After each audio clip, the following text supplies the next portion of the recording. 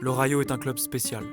D'abord parce qu'il est dans l'ombre de ses gigantesques voisins à Madrid, le Real et l'Atlético.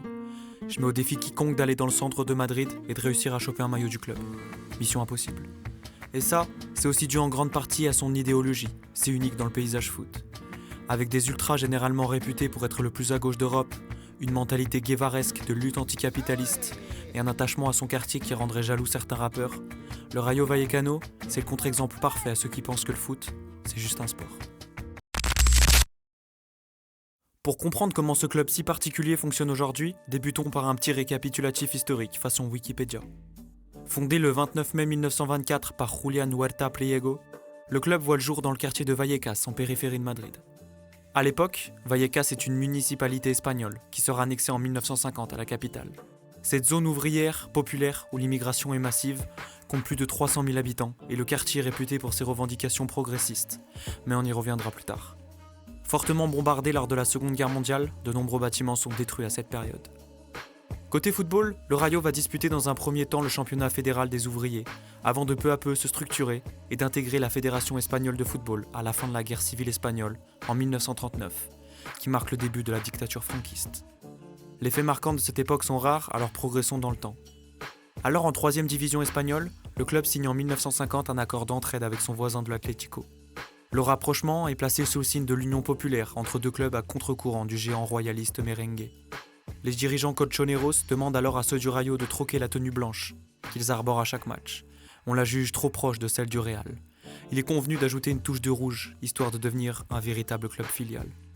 Mais l'accord entre les deux clubs tourne vite au vinaigre et ne durera qu'un an. Mais le maillot, légendaire du Rayo, lui, ambiance River Plate, ne changera jamais. On dit même qu'à cette époque, les dirigeants argentins auraient envoyé 2 jeux de maillot au club madrilène, ancêtre des maillots à bande rouge actuels. Désormais en 2e division, le club joue son premier match à Vallecas le 8 décembre 1957, lors d'un très improbable Rayo Belo Horizonte.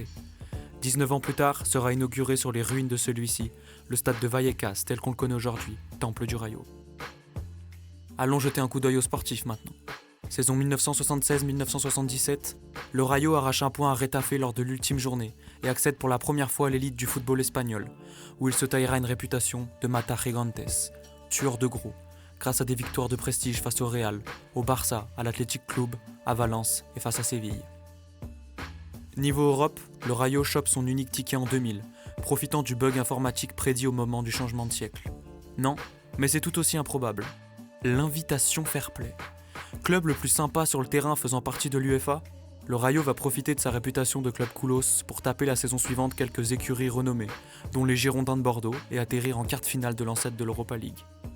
Depuis, rien, si ce n'est cette saison, où le Rayo accroche la plus belle place de son histoire, la 8e, qui va directement le propulser dans la compétition des fans de foot, des vrais, ceux qui sont plus football manager que carrière FIFA, qui ont Transfermarkt en onglet favori, les fans du Legia Varsovie, la Conference League.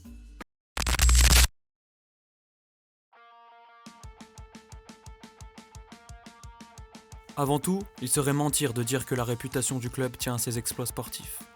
Club de seconde zone, il tire sa force dans ses valeurs, inchangeables et profondément humanistes. Rare club à posséder le nom du quartier comme nom de club, le Rayo est Vallecas, il sera pour toujours. Son âme, c'est ses gens, ses supporters, ses résidents.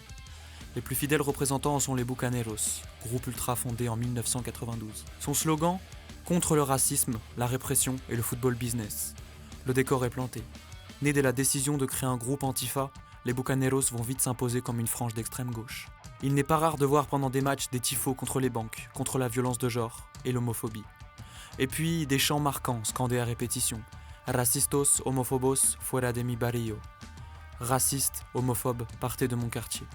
Des chants qui dénotent par leur singularité dans une enceinte sportive, l'inverse étant souvent malheureusement de mise.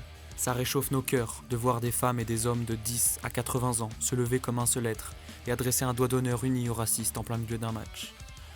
Tout autour du stade, il y a ces affiches, ces pancartes, en soutien à la Palestine, aux SDF, aux défavorisés du quartier. Le stade regorge de soutien aux autres. Amar Rayo, odiar racismo, slogan repris au célèbre groupe espagnol Scapé, fan inconditionné du Rayo et résident. Cette mentalité, si unique, a même parfois affecté l'été première. Été 2017, Zozulia, joueur ukrainien, débarque en tant que recrue au Rayo. Les supporters n'hésitent pas à rapidement monter au créneau, car le joueur apparaît sur plusieurs clichés aux côtés de militaires ukrainiens aux tendances néo-nazis, dont une photo à côté d'un tableau de Stepan Bandera, figure nationaliste ukrainienne ayant collaboré avec le Troisième Reich. Banderoles, insultes, pression sur les dirigeants auront raison du transfert en à peine un jour. Le joueur fait demi-tour sous le coup de la pression populaire, et le transfert est annulé. Celui-ci se défendra dans une lettre ouverte aux supporters d'être seulement nationaliste et proche de son pays. Maigre défense. Un épisode qui scellera définitivement la guerre entre les ultras du Rayo et son président, Martin Presa, propriétaire depuis 2011. On lui reproche notamment l'augmentation des abonnements, une invitation en loge à Santiago Abascal, dirigeant du parti d'extrême droite, Vox, des impayés, mais son chef-d'œuvre reste sa volonté de déplacer le Rayo en dehors de Vallecas. Le stade, trop vétuste et vieillissant, coûterait trop cher à rénover. Alors pour Martin Presa, le plus simple serait d'aller jouer ailleurs, en dehors de Vallecas. Une situation qui pousse les supporters à détester plus que tout cet homme, mais aussi qui pousse ses propres employés à l'haïr. Trejo, capitaine emblématique, avait démissionné de son capitanat, remettant en cause un mauvais traitement des employés par la direction, ainsi que sa gestion catastrophique de l'équipe féminine. Le Rayo est un club profondément social, ce qui contraste avec son président, businessman proche de la droite espagnole, qui avait même tenté de lancer sa franchise américaine avec le Rayo Oklahoma, flop monumental, pour le plus grand plaisir de ses supporters. Et pourtant, sur le terrain, le Rayo signe la meilleure saison de son histoire. Une historique 8e place qui le propulse en Conference League. Tout avait pourtant commencé d'une manière étrange à Madrid. Un recrutement phare, celui de James Rodriguez, star planétaire, revenu d'entre les morts et élu meilleur joueur de la Copa América 2024. Le plus gros transfert du ballon rond depuis Maradona à Naples, selon Martin Presa, toujours lucide et en phase avec son environnement. Certes, sur le papier, ça claque, mais sur le terrain, beaucoup moins. 200 minutes de jeu, 7 pauvres apparitions pour aucun but, aucune passe décisive, 6 mois, une disparition et une exfiltration dès janvier au Mexique. Le plus gros transfert depuis Maradona, effectivement. Il y a aussi eu le KRDT. Le joueur, plus gros salaire du club, a disparu plusieurs mois, sans venir aux entraînements, sans répondre à ses coéquipiers sur WhatsApp. Mais où est donc Raúl de Tomás ?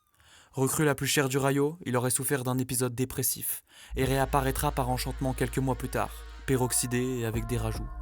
Il quittera le club pendant le mercato d'été, direction le Qatar.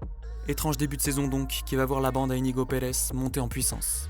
Équipe courageuse, engagée, parfois un peu amatrice de long ballon, on fait comme on peut, mais avec de vrais taquineurs, à l'image d'ici, mettre à jouer des raïstas. Autour d'une défense solide, emmenée par le français Le Jeune et le fantasque Batalla dans les buts, qui s'était mis au sol simulant une blessure lors de la réception du Betis en mai, pour que le jeu soit arrêté et qu'on puisse en réalité s'occuper d'un spectateur ayant fait un malaise. Côté offensif, le moins que l'on puisse dire, c'est que les buts sont répartis. 13 buteurs différents et un Pichichi à seulement 6 golassos, Jorge de Frutos. S'appuyant sur des cadres comme Alvaro Garcia, Patesis, Le Jeune, Issi, Raciu, et des révélations tardives comme Pedro Diaz, le Rayo a su tirer profit de ses atouts et d'une série de 9 matchs sans défaite pour aller chercher sa 8e place. Place maintenant à la saison prochaine pour voir le Rayo, ce club si spécial dans le paysage foot, ouvrir son barrio et son cœur au reste de l'Europe.